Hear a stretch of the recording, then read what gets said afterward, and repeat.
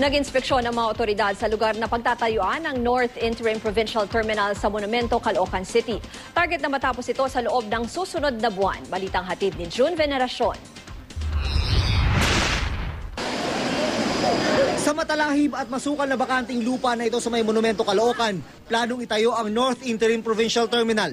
Ito ang napagkasunduan sa pagpupulong ng MMDA, LTFRB at mga lokal na opisyal ng Kamanava. Target na matapos ang terminal sa loob ng susunod na buwan. I-grader ito, i-bulldoze siguro yung area tapos tambakan ng graba. Pwede na yan. Dito na lang papayagang humimpil ang mga provincial bus na galing norte na ang nakalagay na endpoint sa kanilang mga prangkisa ay Metro Manila, Balintawak at CIT o Central Integrated Terminal. Nasa higit 300 busa mga ito na iligal na nakakapasok sa EDSA.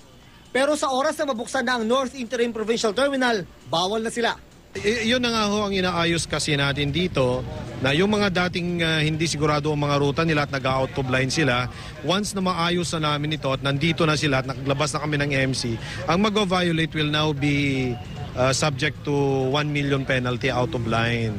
Daan na ng mga papasaherong sasakyan ang lugar kaya hindi naman daw magiging problema kapag bumaba na dito ang mga pasahero ng mga provincial bus mula norte.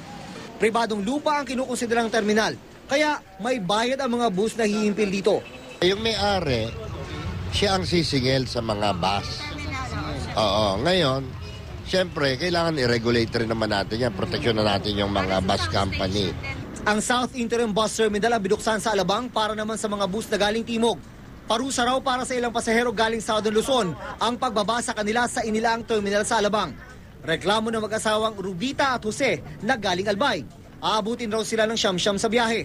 Dahil imbis na sa Cubao sila bumaba para makasakay papuntang Antipolo, sa Alabang muna ang kanilang bagsak. Pagdating sa Cubao, doon kami sasakay ng taxi paano kasi medyo mababa ng pasahe.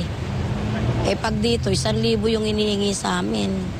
Pero ang plano raw talaga ng pamahalaan, magtayo ng mga permanenteng terminal para sa mga provincial bus. Kapag natuloy na ito, 7,500 provincial bus ang mawawala sa EDSA. At yak daw na magpapaluwag sa daloy ng trapiko. June Veneracion, GMA News.